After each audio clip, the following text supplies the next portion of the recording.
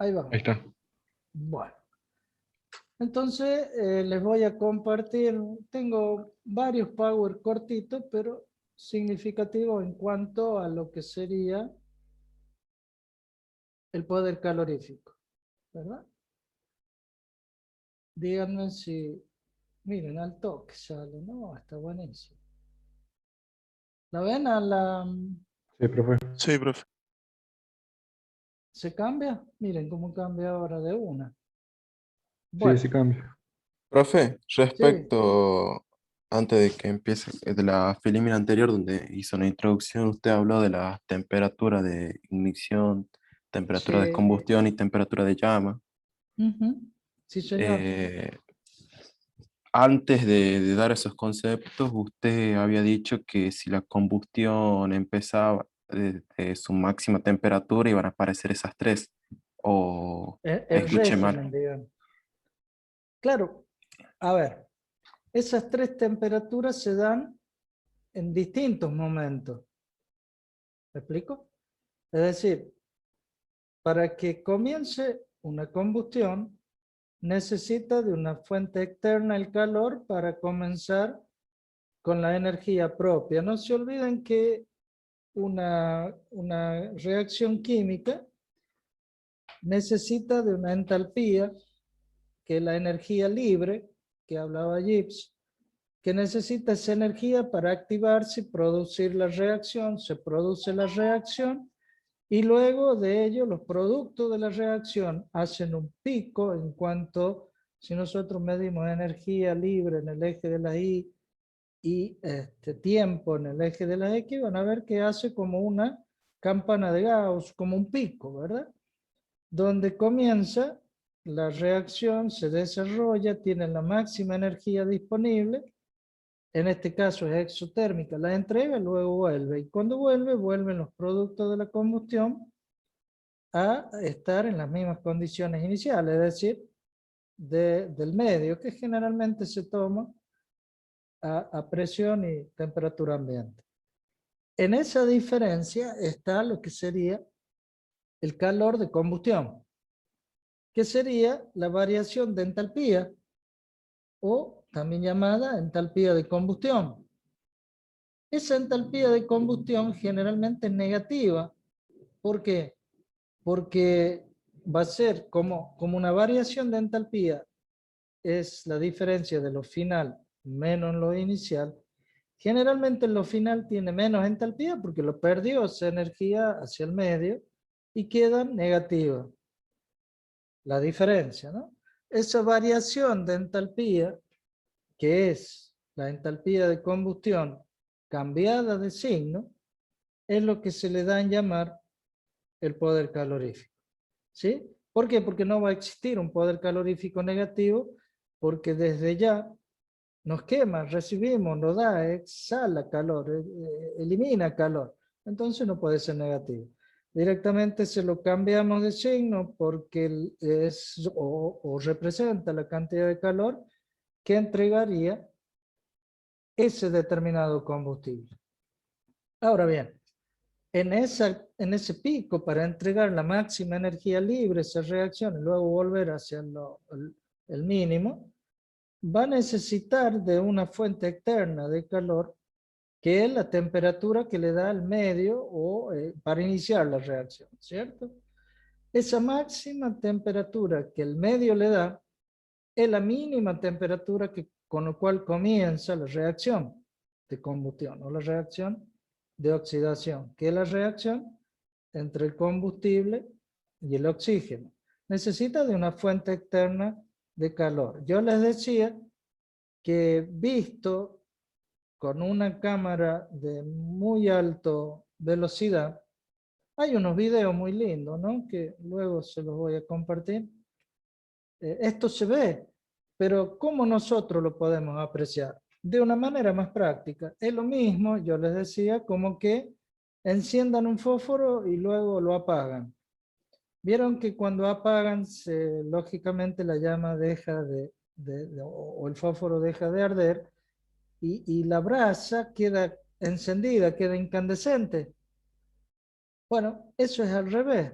hasta que se enfría, por supuesto, y vuelve a las condiciones de temperatura y presión normal. Desde el otro punto de vista, si ustedes invertirían esta secuencia, si nosotros pudiéramos, como que lo hizo el video, ¿no? Mejor dicho, el video lo ve. Ese punto de incandescencia es la máxima temperatura que la fuente le da a esta reacción para que por sí sola se desarrolle luego. Entonces, cuando ya tomó la temperatura de combustión, el frente de llama avanza a medida esféricamente, se dice, espacialmente, como si fuese una esfera, bien circular por el campo de producto de la combustión en sí. Pero esa temperatura ya no es la misma que con la que inició, es mayor. Pero mientras va desarrollando, va encontrando más combustión, más combustible, y a su vez con más aire, y esa gotita luego se va desapareciendo hasta transformarse en vapor, el vapor a gas, el gas a combustible, el combustible arde, me refiero cuando digo combustible, a la ionización del carbono con el hidrógeno, si es un hidrocarburo, luego arde al color celeste. En el medio va de amarillo a celeste, pasando a través del naranja. Esos distintos colores, si lo ven con una cámara infrarroja y ultra rápida, y la infrarroja nos da más o menos la variación de temperatura, ¿se entiende? Entonces, eso amarillo que luego nosotros vemos al apagar el fósforo, es la menor temperatura con la cual comienza la combustión, pero es la mayor temperatura que el medio le da, es la misma. Uno sube y el otro comienza, pero ¿qué pasa? Que el combustible arde, al arder sube la temperatura hasta la temperatura máxima de llama. La que a nosotros nos interesa es la temperatura máxima, ¿verdad? Porque es lo máximo que puede llegar a entregar ese combustible. Que Profe, es, sí, y la temperatura de llama, digamos, en el proceso de cuando prendemos el fósforo, o sea, cuando apenas se prende la temperatura de ignición, vendría a ser, y la sí, llama azul señor. que vemos es la temperatura de combustión, y la temperatura de llama Es la intermedia. vendría a ser Porque esa. tenés una temperatura de llama y una temperatura máxima de llama. Esa temperatura máxima de llama es la azul. Bien, Nosotros buscamos tener la temperatura máxima, ¿verdad? Porque la aspiración nuestra es sacarle el máximo provecho al combustible que tiene. Por supuesto que es teórico, ¿no? No te olvides que esto tiene todas las limitaciones propias de lo que serían la cámara de combustión propiamente dicha, los distintos combustibles, la distinta forma en que ingresa el aire. Hay una serie de otros pormenores que no son poca cosa. Me refiero a que en el manejo de máquinas térmicas es importantísimo. Y tan fino es más bien para el laboratorio, para determinar las características de una con nafta con respecto a otro, o un combustible de avión con respecto a otro, en fin, son ya pautas y atributos de laboratorio muy finos que para el manejo de máquinas térmicas no es muy conveniente llegar a, salvo que estés haciendo ya, como ahora se hacen en los motores de inyección, más de una inyección, hacen hasta 8 inyecciones a través de distintos inyectores, pero en la práctica, en laboratorio me refiero, ¿no? En la práctica ya hay motores con 3 inyectores en distintos tiempos, justamente para evitar esto. Es más, es para eficientizar el uso del combustible, porque cada vez tenemos menos, ¿no? Y eso no está sirviendo y no está quedando para los combustibles que son renovables, y no va a servir para la tecnología gastar menos y estirar un poco más el uso en lo que son los biocombustibles, ¿verdad? Que sería el biodiesel o el etanol para el caso de los encendidos a chispa, o el metanol. No sé si bien. saben los tuercas, si han visto alguna vez, el IndyCar anda con metanol. Varias veces se ha visto cómo ardía sin llama, ¿no? Eso es metanol. Va, no, perdón, no es que arda sin llama, sino que no se la ve. Es una característica típica de los alcoholes que muchas veces arden y ustedes no van a saber que está ardiendo porque no se lo ve, es transparente. Es tan potente que ya pasa del azul y no lo percibe la visión nuestra. Bien, ¿alguna otra duda? Sí, Vamos a profe, ver. sobre poder calorífico inferior y poder calorífico superior. Sí, Usted dígame. había definido el poder calorífico inferior, que era cuando se aprovechaba la energía después de la reacción, que era del vapor de agua. No, no, no, Eso no, es al no, revés. ¿cómo es? No me Eh, quedó claro eso. claro. Bueno, ya lo vemos, en un ratito lo vemos, pero te doy una idea.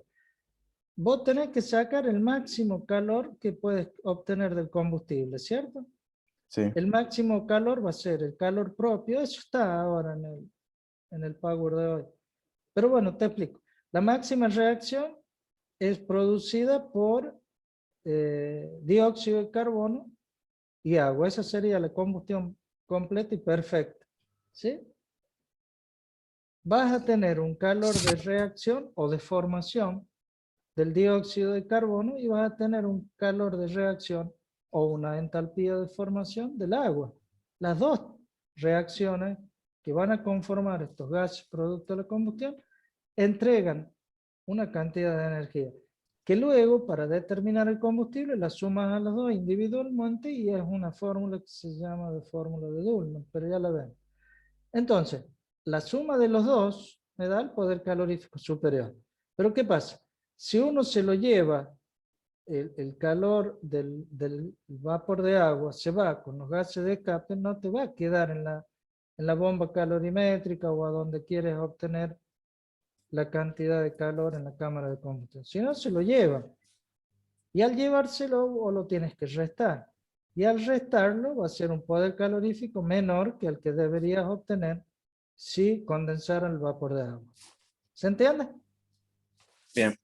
Sí, ¿Mm? entonces prácticamente es una máquina que tiene intercambiador de calor, a diferencia de otra que no tenga, digamos, el intercambiador, algo así, para que se aprovechen eso, la No, energía. no, no, porque en la práctica a mí Mm, no me conviene condensar el vapor de agua.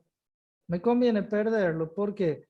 Porque si tú condensas el vapor de agua, no solamente vas a condensar el vapor de agua, sino vas a condensar anhídrido sulfuroso o nitroso, que luego va a terminar, o nítrico, que el último va a terminar en ácido sulfúrico y ácido nítrico, que te va a terminar, por definitiva, corroer la cañería hacia una caldera.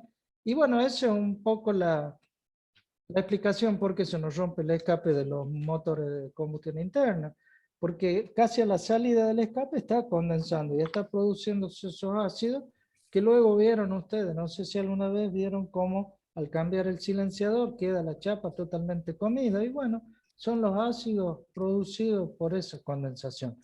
Entonces, desde el punto de vista práctico, a nosotros nos conviene que se lleve los gases producto de la combustión, esos anhídridos y que nos ampare Dios cuando todos esos gases van al lluvia agua. ácida.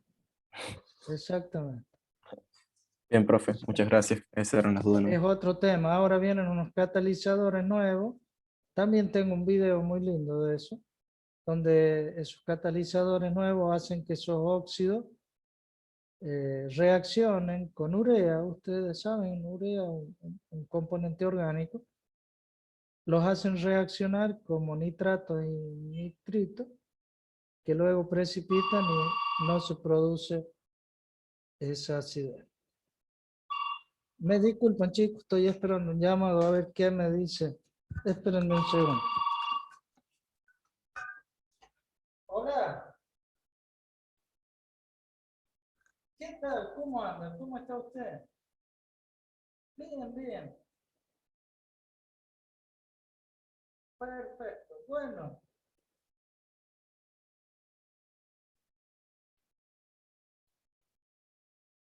ajá. Ah, bueno, bueno. Bueno, ya más tarde hablamos bien y ahora estoy ocupado y le hago la transferencia. No, corresponde. Ya vamos a hablar más tarde bien, ¿no? Un abrazo. Gracias, hasta luego.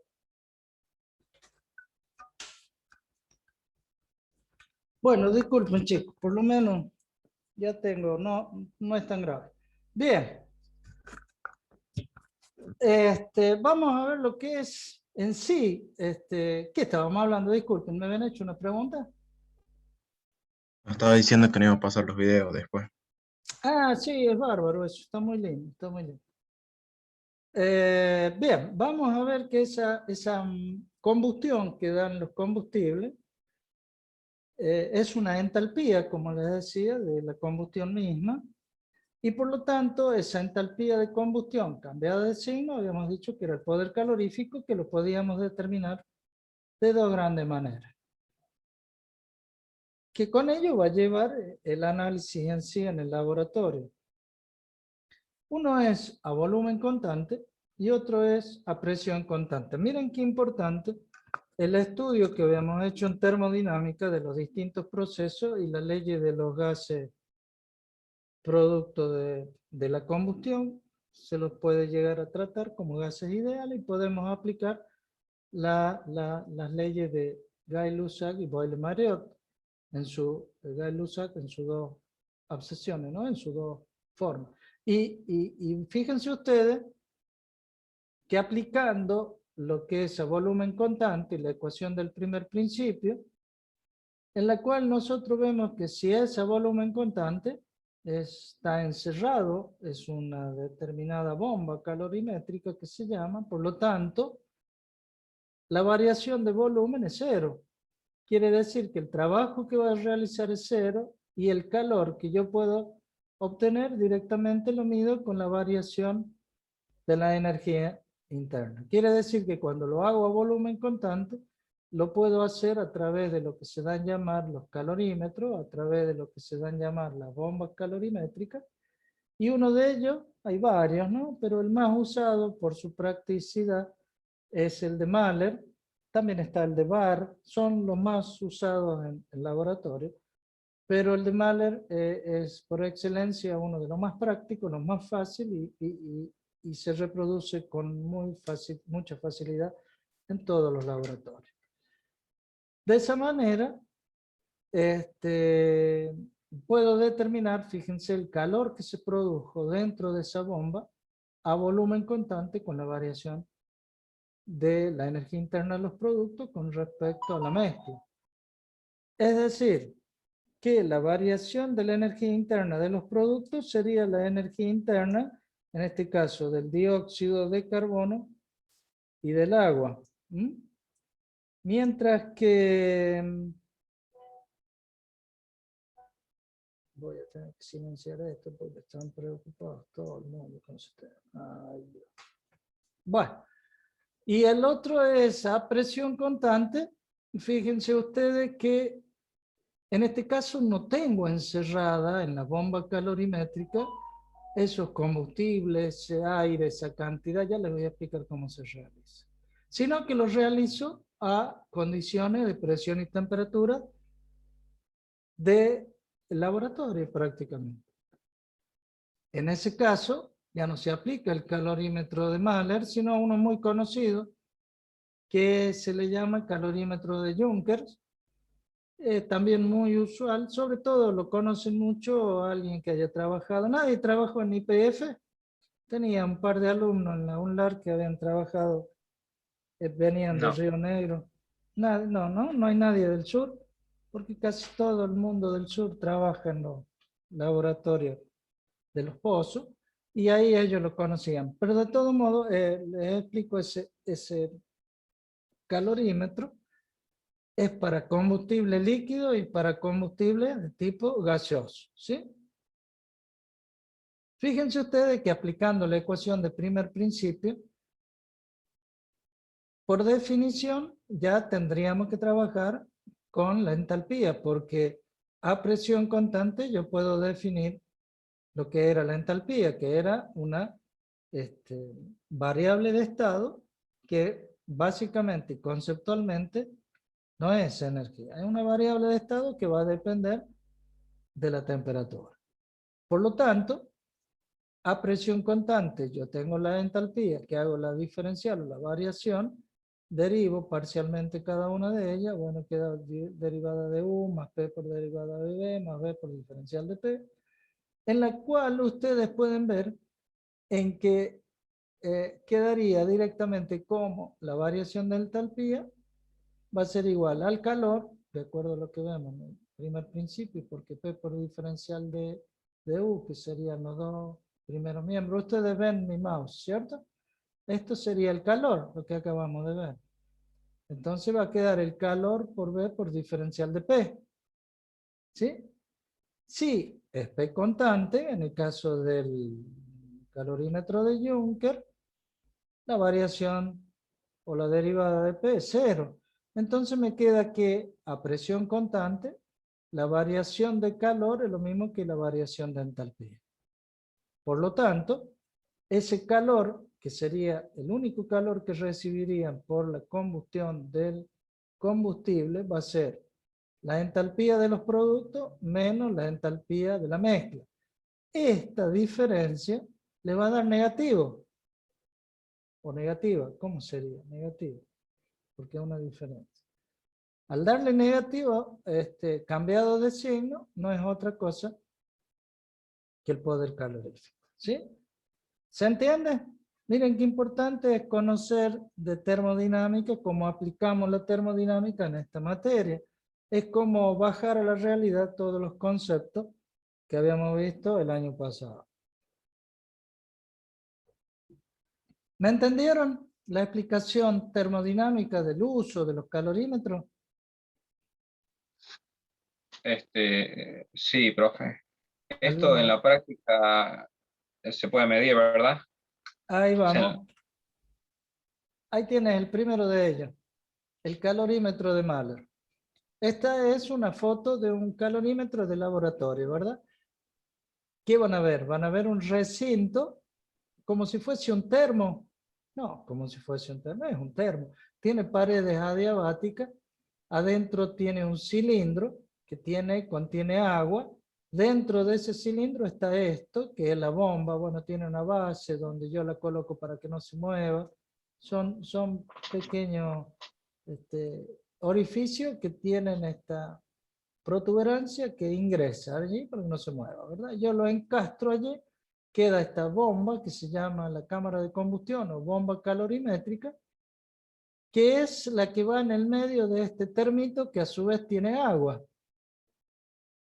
Este termito que está inundando a la bomba calorimétrica es el que va a recibir el agua que circunda, el calor. Esta bomba calorimétrica tiene que ser de metal muy conductor, generalmente es bronce, ¿no? Bueno, algunos calorímetros de mayor calidad son platinos, otros de plata, bueno, en fin, eso es muy relativo porque ya es hilar muy fino, pero tiene que tenerse una determinada constante que lo determina el mismo fabricante y le dice cuánto puede absorber. Fíjense que tiene una pequeña tacita para colocar el combustible, tiene una pequeña resistencia que va a ser el punto de ignición necesario para el combustible, y tiene una válvula que yo le voy a colocar en lugar de aire, le coloco directamente oxígeno puro, se le da hasta 22 atmósferas, hay algunos de muy buena calidad, muy buen sello, porque fíjense que este es un vaso, no sé si notan el corte, es un vaso que tiene una tapa y la tapa va ajustada con prisioneros, o en este caso tiene dos tornillos, va bien sujeta por la presión. Luego tiene el ingreso del oxígeno, que le hago salir el aire a través de la otra válvula. Es muy notable cuando deja de salir el aire y empieza a salir el oxígeno por el color, ¿no? Se van a dar cuenta que primero expulsa como vapor de agua, que en realidad es humedad del aire, y luego sale gas. Cuando sale gas ya es el oxígeno. Lo cierro y le empiezo a dar hasta una presión cada vez distinta, depende del ensayo que quiera hacer, pero como máximo dice el fabricante la presión que le puedo dar de oxígeno. Recuerden que ya coloqué el peso de la muestra, en este caso puede ser sólido, líquido, gaseoso no, ¿no? Pero combustible sólido y líquido puedo colocar una determinada cantidad en esa tacita. Con esa resistencia, yo le doy un determinado... ¿La ven bien a la bomba? A ver si la agrando un poquito para que lo vean. Hace grande la presentación, profe. Ah, también, tienes razón, cierto que... Ahí está. En este caso le está poniendo un carboncito, dice, ¿ves? Que a través de él circula una pequeña resistencia, sabe ser de platino, los más baratos son de tungsteno, lo mismo que traían las bombitas eléctricas, es una resistencia que se coloca dentro de la muestra. Hay toda una técnica para preparar la muestra, ¿no? No vayan a creer que es nada fácil. Esto ya lo estoy dando resumido, pero es toda una técnica. Se debe pulverizar, se debe humedecer, se le coloca la resistencia, luego se lo comprime, se hace como un comprimido y luego se lo envuelve en la resistencia a los bornes, o mejor dicho, la resistencia esta de platino, de tungsteno, de acuerdo a lo que tenga el calorímetro de fábrica, y lo conecto a los bornes también, ¿no? Le coloco los bornes van por adentro, y el oxígeno en este caso va por afuera, ojo, ¿sí? ¿Lo alcanzan a ver? Y este que dice superficie, bueno, es la válvula de escape. Bien, una vez que ya tengo todo en condiciones, conecto los bornes, le doy el chispazo, comienza la combustión, todo esto va a arder porque tengo la cantidad suficiente de oxígeno para producir una reacción completa y perfecta, entrega el calor hacia el agua y el agua va a medir a través de un termómetro. A ver, no está por acá. Ah, me olvidaba, tiene unas paletas también, fíjense que este motorcito a través de un sistema de Rondán hace girar unas paletas para homogeneizar el agua. Esta bombita es la que va acá adentro, ¿la ven? Esta va acá adentro. Mientras que todo está circundando es agua para medir su temperatura. Esto en un determinado tiempo se estabiliza la temperatura, tanto la mínima como la máxima, y la mido. Y puedo determinar el valor, ya vamos a ver cómo, de calor que, lógicamente, la ecuación sería que el calor que entrega el combustible más el calor de formación o mejor dicho, el calor de combustión del alambrito o la resistencia, porque esto va a desaparecer también, y tiene una determinada cantidad de calor que va a entregar, porque también se va a combustionar. Va a ser igual a la cantidad de calor que va a recibir el agua. Dicho de otra manera, el calor que entrega la bomba calorimétrica es igual al calor que recibe el agua. ¿Mm? Ahora, ¿qué poder calorífico determinaría acá? ¿Superior o inferior?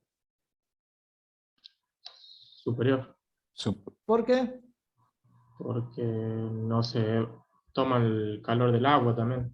Muy bien, perfecto. Sí, señor, es el superior. Bien, ¿alguna otra pregunta? ¿Me entendieron? ¿Lo distinguen? ¿Lo ven? El calorímetro es un pequeño termo, la única diferencia que tiene un termómetro, que ustedes están viendo que tiene que ser un termómetro de precisión, lástima que han hecho el corte justo, pero este debería entrar al seno del agua, ¿no? Y tiene unas pequeñas paletas, con este centro, hace andar unas paletas alrededor para homogenizar y obtener más rápidamente el valor de la temperatura final. ¿Sí? Bien. ¿Alguna duda? Esto es obtención de ese valor de la combustión o entalpía de la combustión de un determinado combustible, ya sea sólido, como en este caso que dice, no alcanzo a ver, no sé si ustedes tienen mejor vista que yo.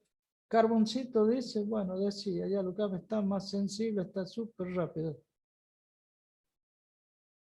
Combustible, dice, ¿no? Pero bueno, puede ser, en este caso es un carbón, fíjense ustedes.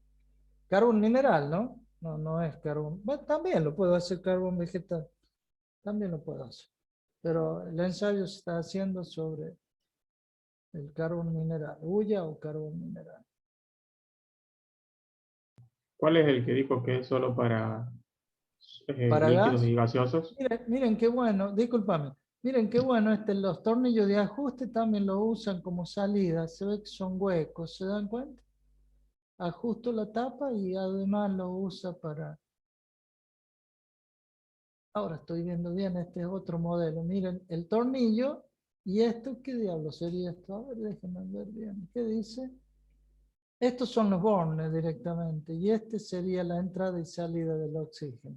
Y lo hace a través de los tornillos, miren qué bien. Entonces son tornillos huecos. ¿Interpretan? Este es otro modelo del que estaba acostumbrado yo, mucho más viejo. Sería bueno en algún momento pedir al decanato que nos compren uno para hacer los laboratorios, ¿no? Es bastante fácil todo esto. Perdón, ¿qué me preguntabas, hijo? ¿Cuál era tu pregunta? ¿Cómo se llamaban los que solo se usan en líquidos y en gases? Este es para sólidos y para líquidos. Este se llama calorímetro de Mahler y es a volumen constante.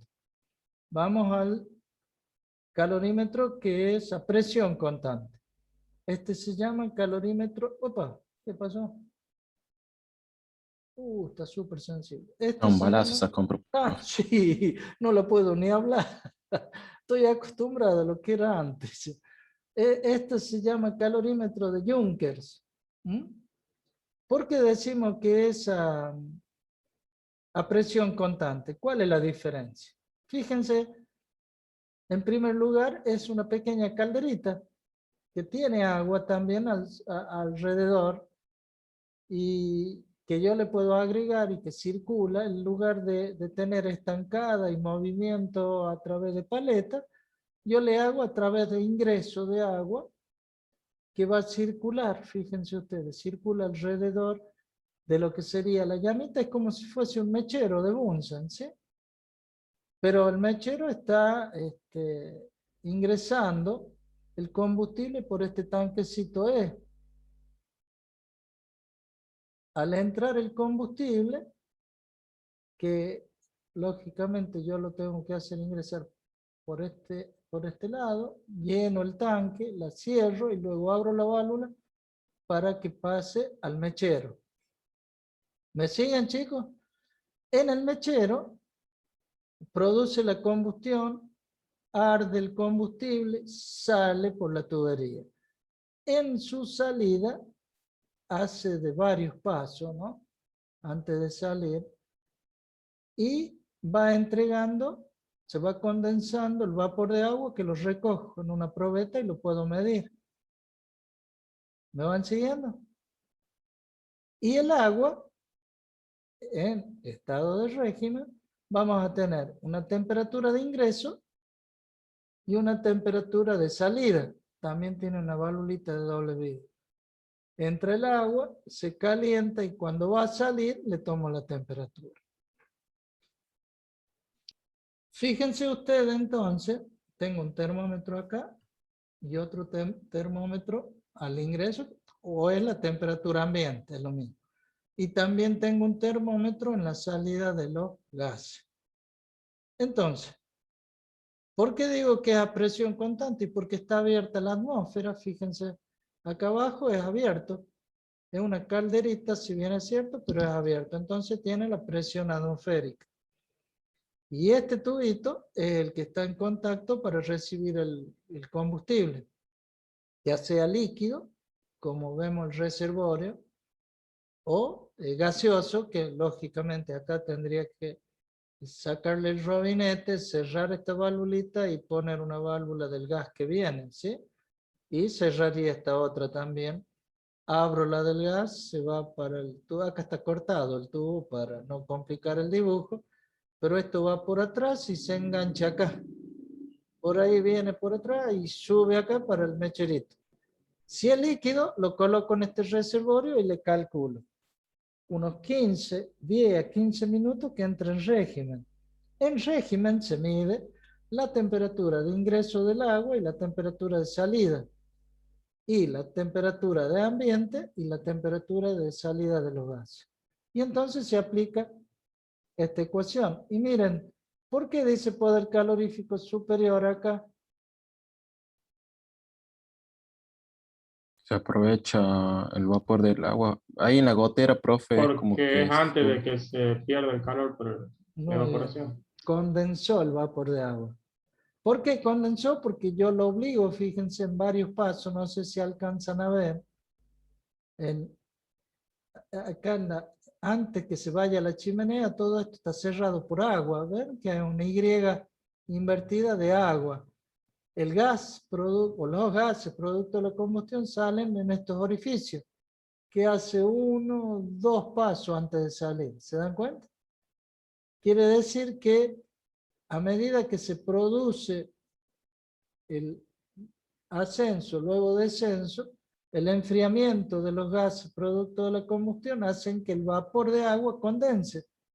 Y acá tengo otro, este es figurativamente uno, de un solo lado, pero tendría que tener uno que recoja de todo el anillo en el cual va condensándose. Este anillo que tiene la vuelta del mechero es un embudito que va a caer acá. No es una sola gotera, sino que es a la vuelta. ¿Se entiende? Lógicamente, hacen un tipo de embudito para que caiga por una sola pendiente. Fíjense cómo lo han hecho con una pendiente para medir el volumen de agua. Con el volumen de agua, ¿qué estoy determinando yo? El agua de formación y el agua de humedad que pueda tener ese combustible gaseoso o líquido. También puede un líquido tener humedad, ¿verdad? Y con este calorímetro, que es el calorímetro de Junkers, a presión constante, le puedo determinar poder calorífico superior en función del peso de la muestra y peso A, el peso del agua, que en estado estacionario circularía en esta zona, en la calderita. Pequeña calderita, le digo yo, porque es una calderita que está haciendo y calentando agua, ¿verdad? Pero en este caso yo quiero determinar qué cantidad de combustible utilizo, que se mide, que sería el peso de la muestra, a través de este tanquecito, me entrega esa cantidad de calor. Y la ecuación sería, el calor que entrega el combustible es igual al calor que recibe el agua, con su temperatura de inicial y final correspondiente. ¿Se entiende? Pregunten. ¿Qué escucho?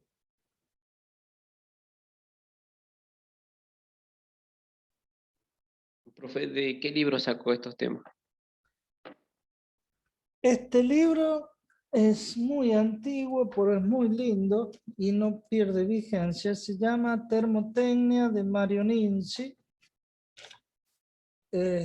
Yo creo que se lo envié en parte, por supuesto, como apunte, y lo tienen. Todo lo tienen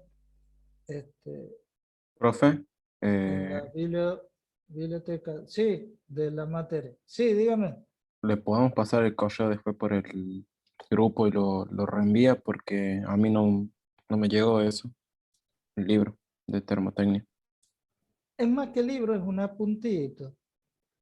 Mira, estoy trabajando en el aula virtual y ahí lo subí. Es un apunte de la Universidad de Cuyo, creo que el autor es el ingeniero Fernández, y ahí sale y lo dice.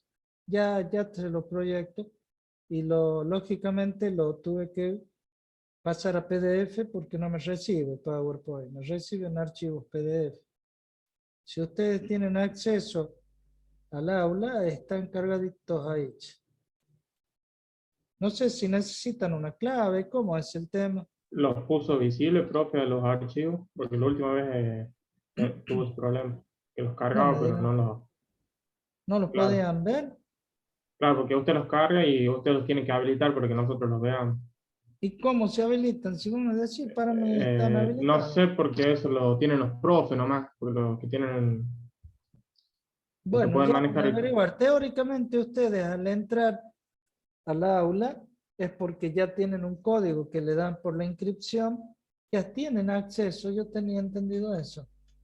Sí, sí, tenemos acceso, profe, pero los archivos que suben los profesores, algunos están habilitados u otros no, por eso, y eso solo lo pueden manejar los profes. Es decir, que ustedes lo ven, pero Nosotros no lo pueden abrir, eso me quieres decir. no lo vemos directamente. Ah, Es no lo como cuando ven. suben los parciales, profe, lo programan para que se vean justo la fecha del parcial, la hora. Eh, Ah, yo es tengo que así. habilitar con fecha de inicio y Igualmente final. ahora me acabo de entrar yo y hay un apunte de poder calorífico del autor que dijo usted, profe. O sea, ese está visible por lo menos. ¿Se lo ve? Sí, Ahora usted puede entrar, Rebeca, ¿o no? sí, profe, se me había trabado el micrófono. Sí, yo recién entré para buscarlo, para ver si lo podía abrir y Lo ese que por lo puede menos sí. llegar a pasar que yo lo subía como PowerPoint, por ahí los PowerPoint no.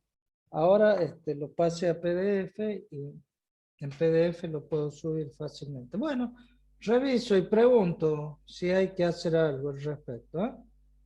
Bien, sigamos, chicos. Vamos a ver otro Power ahora, o otro apunte, que es el que yo le decía. No recuerdo si este que deje de compartir ahora estaba. Si no, lo puedo poner, no tengo problema. Y si no, lo ponemos en el grupo, como ustedes quieran. Lo importante es que ustedes tengan acceso a la información.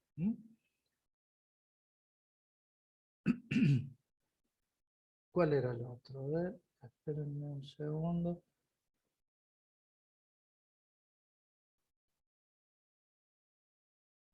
Tendría...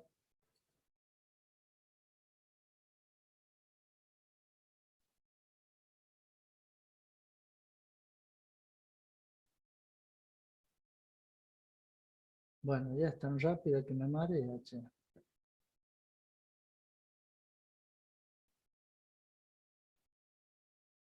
Eso sale dos veces el mismo, no entiendo.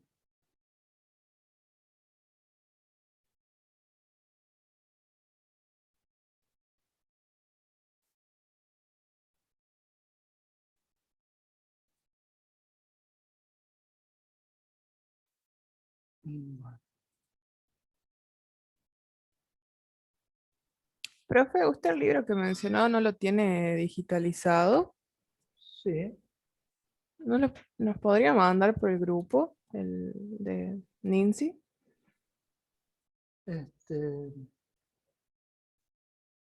sí, por eso le digo, ya, lo que pasa es que no puedo encontrar el power que tenía, no sé qué pasa.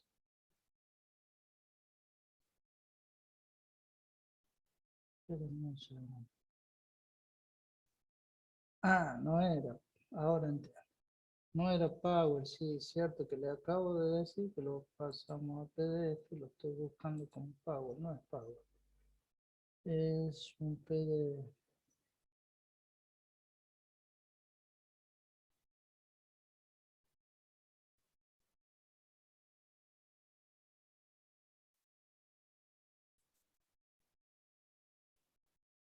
Ya voy a ver si lo puedo subir.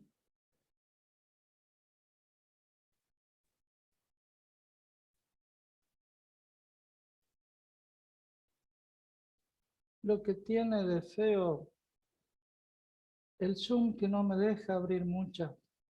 No es lo mismo que el Meet y no es lo mismo que el Escape, Skip, ¿cómo se llama el otro? Puedes abrir las ventanas que quieras, no tienes ningún inconveniente. Pero Para no- compartir, ¿Cómo? para compartir, dice. Sí, Sí pero puede no me, hacerlo, tiene que poner compartir pantalla nomás. pero Y cualquier no, cosa no, que... ¿por qué no me da el PDF? Sabes que no me figura el PDF. Capaz que tiene muchas ventanas abiertas y no lo toma el programa. Sí, bueno, eso es lo que antes no me dejaba, ahora me deja y resulta que no puedo ver. Tengo que cerrar la ventana como tú dices.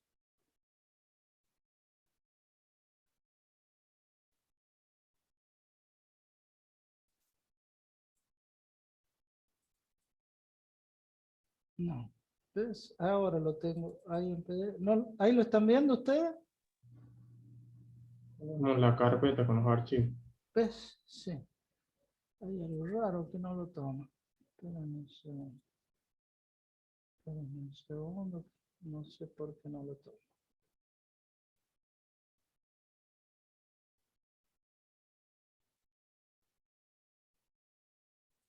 Simplemente que cierre la carpeta porque me está consumiendo lugar.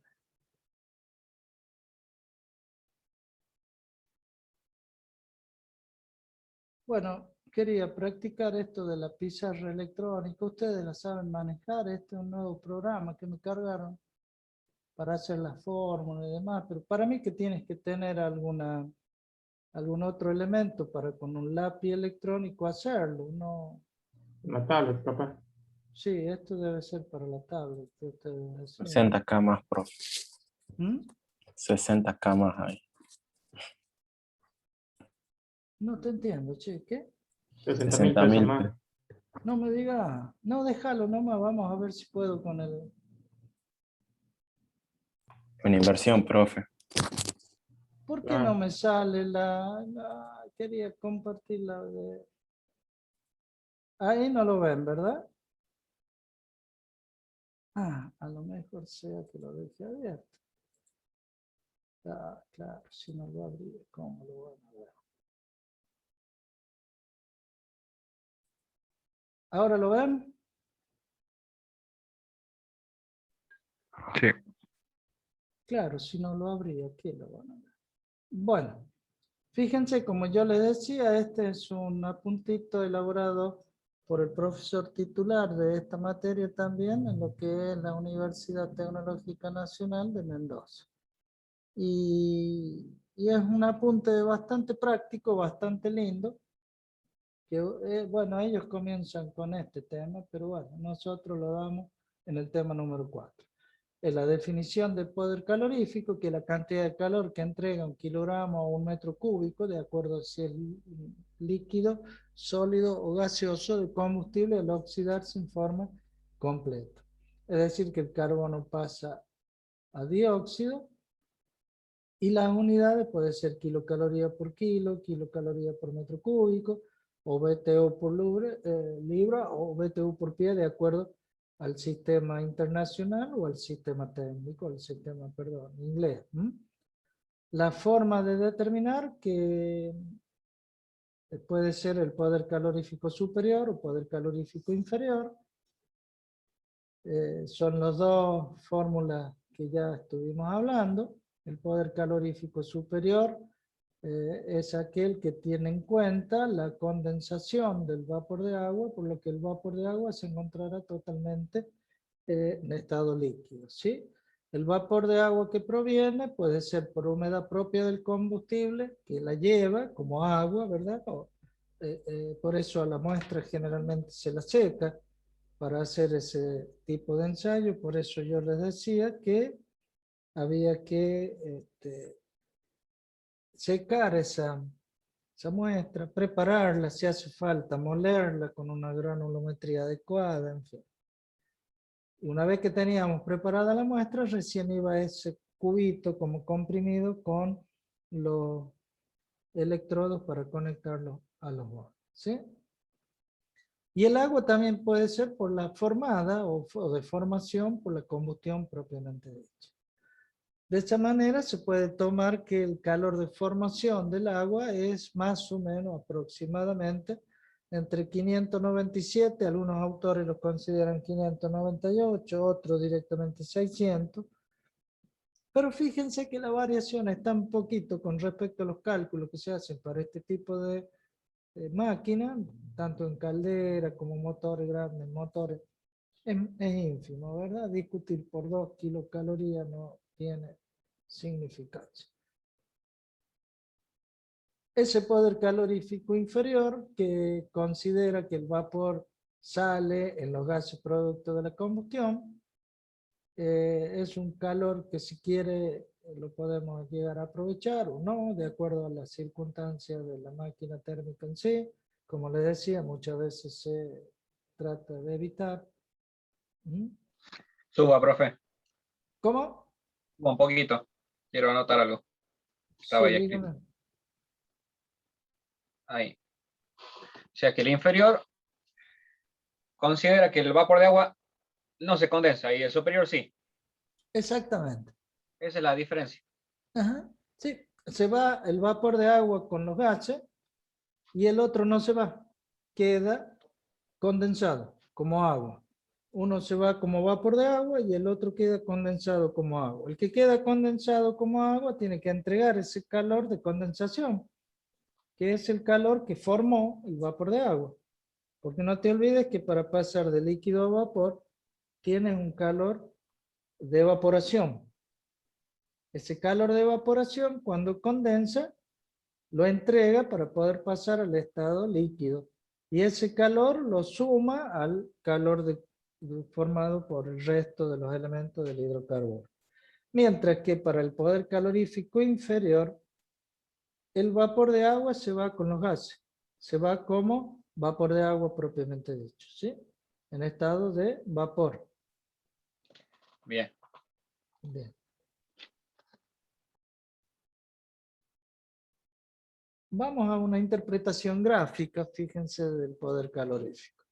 Este es el hidrocarburo, como siempre yo se lo mencioné, un combustible que está conformado por carbono e hidrógeno y puede combustionar con el aire que trae en su composición oxígeno y nitrógeno, que ya habíamos visto para la combustión que tenía su proporción en peso y tenía su proporción en volumen. ¿Sí? 21 contra 79 o 23 contra 77 de oxígeno y nitrógeno respectivamente. Profe, Y sí, sí. ¿por qué al momento, digamos, de utilizar, digamos, la relación entre el oxígeno y el hidrógeno, Ujú. utilizamos el volumen gravimétrico y no los pesos? Esa es una relación en función de la practicidad y cómo lo obtienes, ¿no? Porque si trabajas con volumen constante o presión constante, te conviene trabajar con uno u otro. Recuerda que el de Junkers es para gas y el de Mahler es para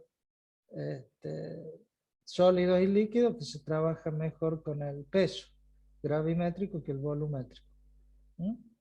Es relativo. Por eso es que uno tiene que colocar la relación que tú quieres utilizar. O 3.76 o 4.76, ¿se acuerdan?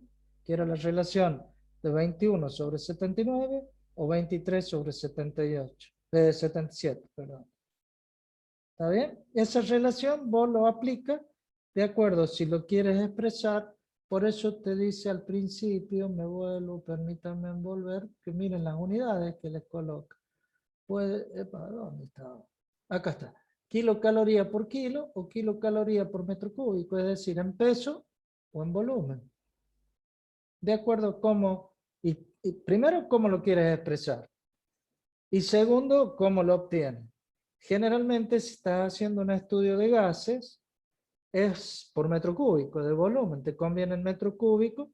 Por ejemplo, el gas natural dice cuántas calorías. No sé si ustedes alguna vez vieron la boleta. Bueno, no creo, porque ustedes nunca pagan la boleta del gas, pero si llegan a tener gas natural y van a ver, dice tantas kilocalorías por tantos metros cúbicos. Es decir, que le calcularon la energía por metro cúbico porque es un gas. Seguramente aquel que compra nafta, que compra gasoil, le van a decir cuántas kilocalorías trae o está recibiendo por kilogramo de combustible, ¿no? Esos son los análisis que entre ellos se manejan, la refinería y los distribuidores. Pero uno es para expresarlo en función de kilos, si es sólido o líquido, y el otro es para los gases. Simplemente por eso, ¿no? No sé si es eso lo que me preguntaba, hijo. ¿Es eso, Alexe? Méndez le preguntó, profe, y sí, Méndez, es eso. perdón, confundí. Está bien. Bueno. Fíjense que acá le está dando lo que voy a obtener como gas producto de la combustión.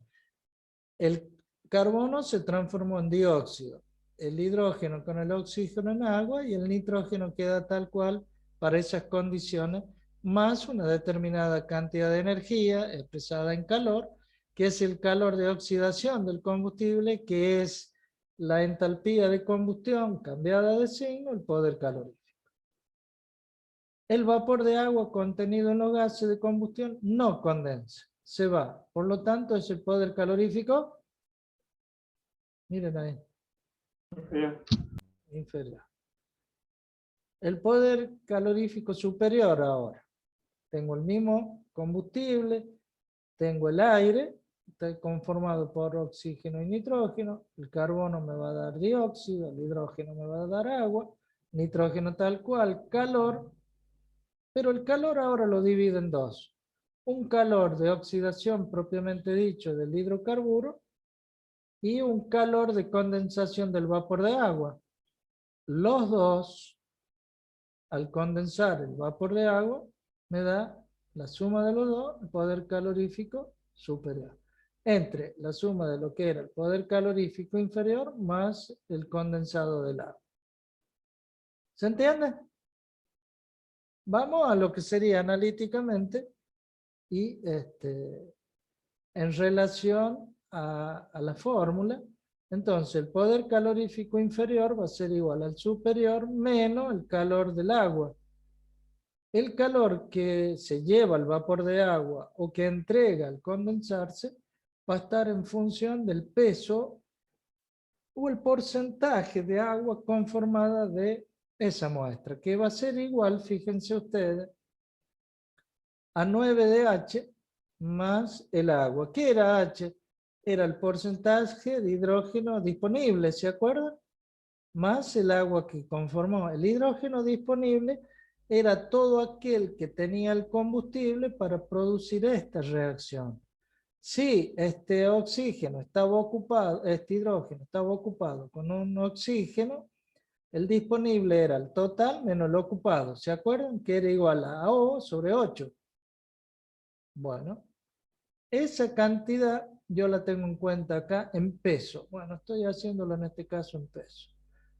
¿Por qué 9? Porque 9 son los kilos de agua que se conforman por kilo de hidrógeno. Recuerden que al formarse agua es H2O, ¿cierto? Es decir, que por cada kilo de hidrógeno yo tengo 2 de oxígeno.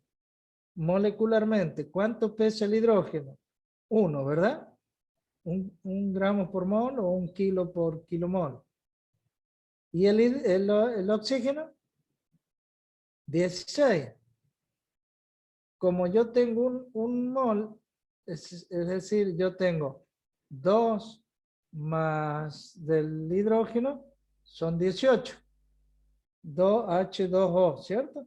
16 más 2 del hidrógeno, son 18. Pero como me pide por kilo, yo lo tengo que dividir en 2. No sé si me van siguiendo. Acá vendría bien la tabla con el lapicito. Va a haber que invertir entonces. Entonces, como me pide por kilo, lo tengo que dividir en 2 porque 2 hidrógenos me van a capturar ese oxígeno. Y como teníamos 2 más 16, 18, si todo divido miembro a miembro en 2, 2 dividido en 2 del hidrógeno me queda 1. 16 del oxígeno dividido en 2 me queda 8. ¿Y cuánto queda del agua? 18, si lo quieren ver de esa manera, 18 dividido en 2 de 9, O puedo decir 8 de oxígeno por cada kilo de hidrógeno, es 8 más 1, 9, es lo mismo. ¿Me entendieron? Hola, ¿hay alguien en casa? No, profe. Silencio estampa. A ver, ¿dónde me Profe, quedo? Sí, yo no entendí la última relación que estaba haciendo entre el... espera, voy a ver si me ayuda esto, si no voy a tener que recurrir a otro power que tengo.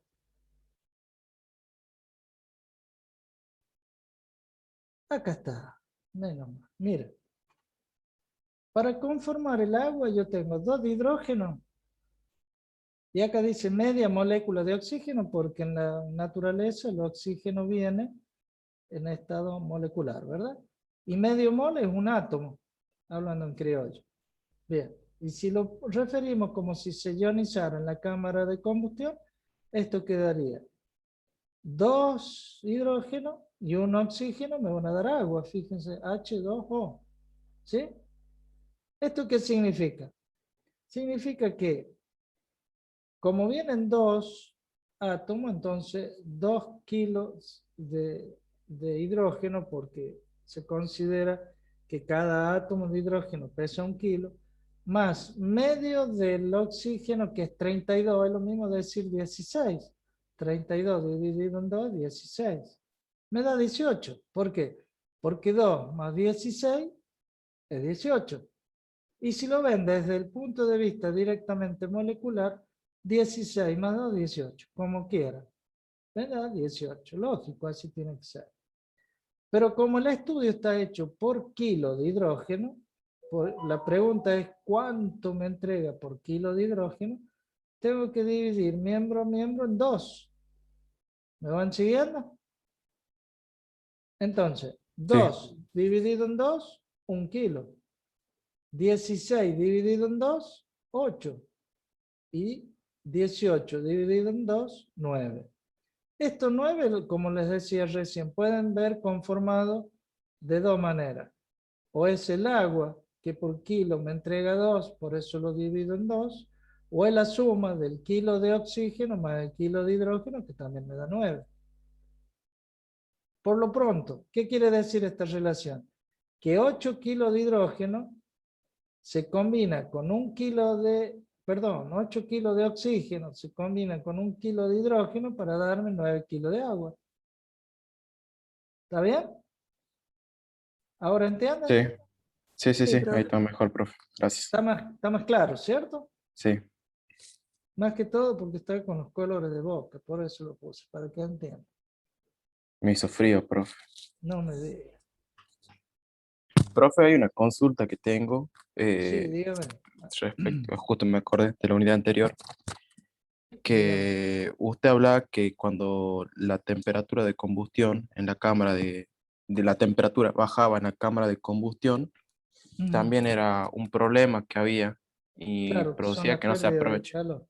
Sí. Claro, pero vi que en unos motores hay Ujú. inyectores de agua y dice que el fin de esos inyectores de agua es bajar la temperatura en la cámara de combustión. No, ese es un verso más grande que... No, no. Dice que así No. se aprovecha, no sé si eso es relacionado al también que al último habla de la temperatura muy alta provoca No, no, no, punto no, variado no. de ignición. No, lo que se ha logrado ahora es hacer un cruce de válvula, ya lo vamos a ver en su momento. No, eso de inyectar agua, no. Es un verso tremendo. No, no, no, no. Lo que se logra ahora es inyectar otra vez los gases producto de la combustión como para bajar la temperatura. ¿Por qué? Porque cuando empieza a arder el combustible se va, la temperatura se va, se va, se va. Pero si yo traigo gases producto de la combustión y los vuelvo a la cámara de combustión, va a mantener la temperatura de los gases. ¿Sí? Es como que no le agrego agua, porque el agua por un lado va a mermar por la evaporación. Al evaporar el agua va a quitar calor del que yo necesito para la máquina. Termodinámicamente no. Definitivamente para mí es un verso hermoso, pero es un verso. En cambio, si como se está haciendo ahora con los híbridos y estos grandes motores diésel, con el biodiesel y el bioalcohol sobre todo, porque justamente con el alcohol y el hidrógeno que produce el oxidrilo, que a la larga es mucho más alto, el poder calorífico tiene sus problemas de temperatura, pero sacan gases producto de la combustión y lo vuelven a la cámara. Más allá de la temperatura de los gases no se le sube, pero no le inyectan agua. El agua se va a llevar el calor de formación del vapor de agua. A mí no me convence eso de inyectar vapor de agua. No, no, no. No, dicen que el agua es combustible. No, señor, el agua no es combustible. Si usted se puede... Claro, dice que lo usan con fines mecánicos y no con fines químicos. No, no, no, no, no, no sé. Y al revés, es decir, si vos querés lubricar, tiene que poner una capa que permita, o mejor dicho, que no permita el engrane de los metales. Y el agua lo primero que hace es lavar el aceite. No, no, no, para mí no, no le entiendo. Termodinámicamente no le encuentro razón. En cambio, este otro desarrollo que sí lo he visto en motores, en videos de motores, espero que me lo hayan guardado ahora cuando cambie el disco. Lo tengo. Y van a ver que sí, es verdad, bajan la temperatura, es decir, mantienen la temperatura a la temperatura de los gases de escape. No permiten que eso suba más, porque claro, eso va a alterar la válvula, la tapa del cilindro, el cilindro, la biela, es decir, todo sube demasiado la temperatura. Pero como inyectan, le dan más presión, sobre todo los diésel, ¿no? Mayor relación de compresión y mantienen la temperatura. Pero no, vapor de agua no. No creo, no creo. Porque para mí el agua no es combustible. Si fuese el agua combustible, bueno, podría llegar a analizarlo, pero el vapor de agua al revés, te quita calorías para evaporarse, es decir, no le veo, no. Bien, ¿qué otra cosa? Ya lo vamos a ver en su momento cuando veamos los motores de combustión interna. ¿Qué hora es, chicos? Estamos sobre el filo y no avancé nada, ¿no? Pero bueno, prefiero sacar las dudas que avanzar por avanzar. El método analítico, es decir, a través de fórmula, eso es lo que íbamos a ver ahora, ¿no? Se analiza cada una de las reacciones del carbono, el hidrógeno, el oxígeno y el azufre, y lógicamente la humedad, y luego se lo suma individualmente para luego tener la muy conocida fórmula de Dunlop. Fíjense entonces, el carbono más el oxígeno me da dióxido más 8140. Esto lo obtuvieron justamente de calorímetro con la oxidación del carbono. Carbono puro. Lo hacen puro, obtienen carbón puro y sacan esos daditos comprimidos y hacen los ensayos. Si no fuese dióxido de carbono y fuese monóxido, miren la cantidad de calorías que obtendríamos, 2400 en lugar de 8140, 5000 y algo menos, ¿verdad? De kilocalorías perdiéndose por formar monóxido, que se lo llevan los gases producto de la combustión. Entonces, el poder calorífico superior del hidrógeno, en este caso el hidrógeno disponible, sería el hidrógeno más el oxígeno me va a dar agua más 34.400 kilocalorías por cada kilo de hidrógeno. Entonces su poder calorífico superior del hidrógeno es ese valor. Lo mismo hacemos con el azufre y el nitrógeno si hubiese reacción. Entonces, una vez que sumamos los dos, tenemos el poder calorífico superior. En este caso hemos considerado solamente el dióxido de carbono y el agua en una combustión completa y perfecta, del cual yo le resto lo que se obtiene como agua de formación más humedad por 600 kilocalorías por cada kilo. Al restarle es el agua que llevaría el vapor de agua, ya sea como agua de humedad o como agua de formación. Entonces, al restarle, estaríamos en presencia, por definición, del poder calorífico inferior. Numéricamente, serían las 34.000 menos las 600 es como para redondear. Por 9, si la humedad es 0, me da 5.400. Las 34.400 menos las 5.400 me lo dan las 29.000 kilocalorías por kilo de hidrógeno. ¿Se va entendiendo, chicos? Pregunten, ¿eh? Ahora viene el azufre. ¿Me entendieron lo que vimos recién? ¿Qué estamos haciendo?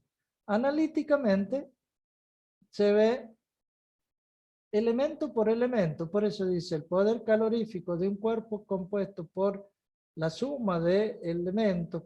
Se suma la combustión o poder calorífico de cada uno de ellos en una fórmula general, en una fórmula final. Por ello hace la combustión del carbono, ya sea como completo o incompleto, el poder calorífico del hidrógeno, ya sea en su forma superior o inferior, y el poder calorífico del azufre en su forma, bueno, en su única forma, en el dióxido de azufre, más la cantidad de kilocalorías. La fórmula final, que se le llama fórmula de Dunlop, suma lo que entregó el carbono por tanto por uno que lleva el combustible como carbono, más lo que entregó el hidrógeno, pero el hidrógeno disponible, por eso tiene O menos 8, O sobre 8, perdón, más lo que entregó el azufre.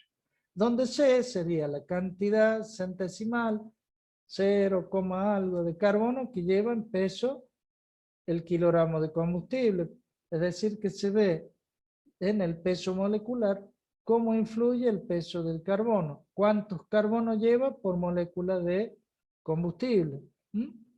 Y H, la cantidad centesimal de hidrógeno disponible, le hablábamos, ¿no? Y O es la cantidad de oxígeno en peso que lleva el combustible, que puede ser un alcohol, un éter.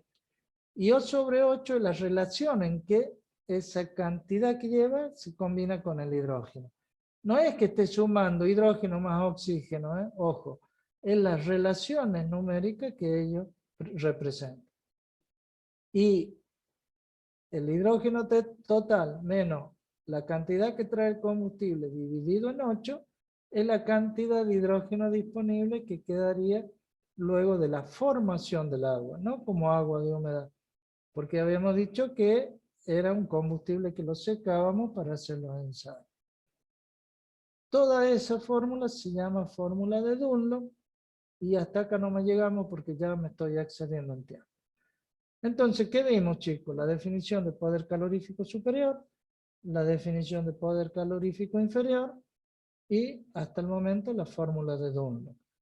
Vimos que el poder calorífico superior se lo puede obtener en laboratorio a presión o a volumen constante, en un calorímetro llamado de Mahler o de Junkers, y analíticamente o en fórmula, en papel, se puede hacer en función de este concepto, tomando en cuenta la relación o la combustión de cada uno de los elementos que es constitutivo del combustible, se los hace reaccionar y luego se suma cada uno de ellos o se estima que lleva cada elemento del combustible y se obtiene lo que se da en llamar la fórmula de Dunlop. Una de las fórmulas, ¿no?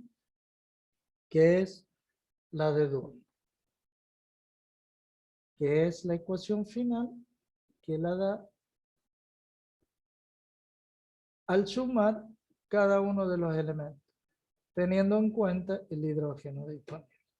¿Alguna duda? ¿Inquietud? No, por el momento, profe. Por el momento no, profe. Bueno, Ya cuando estemos haciendo los mapas van a surgir las dudas. sí, vayan estudiando, yo ya les dejé el material allí, si no, se los pongo ahora en el grupo. Profe, no se olvide a mandar el libro, el de Ninja. Ah, bueno, bueno. Bueno. Yo voy a compartir. ¿Cómo? Perdón. Y los videos que dijo que iba a compartir. Ah, bien, bien, bien. No, pero esos son muy pesados, no sé cómo los voy a hacer. para que lo puedan ver. En todo caso, les doy el link para que ustedes lo abran, porque a lo mejor no me deja enviarlo, ¿no? O por correo. Por correo electrónico puede ser, pero por WhatsApp no creo, debe superarlo el límite. ¿Eh? Ahí lo veo, Guillermo Nieva. Bien, Ya profe. lo pongo. ¿Cómo le va? Disculpe, yo siempre... No hay problema, profe. ¿Cómo le va? Bien, ahí te dejo como hospedador. Hola, ingeniero. No, ¿a quién estoy poniendo? Cualquiera. Hola, ¿cómo le va, Mercado? Bien, ¿usted cómo anda? Bien, un poco cansado y preocupado. Tengo a mi hijo enfermo, voy a ver de qué se trata. No me diga. Sí, ojalá que no chico, sea. Bueno, recién me dan uno de los resultados, tengo que ir a ver el otro. ojalá que no sea nada serio. Sí, ojalá. Me voy a ver para colmo, como son los chicos ahora, ya hacen rancho aparte, ¿viste? Y uno queda medio. Sí. Uno también fue chico, ¿eh? Sí, Bueno, así. chicos, los dejo. Nos vemos. Bueno, Buen chao, fin ingeniero. de. Que ande bien, buen fin de. Chao, nos vemos. Chao, profe. Hasta luego.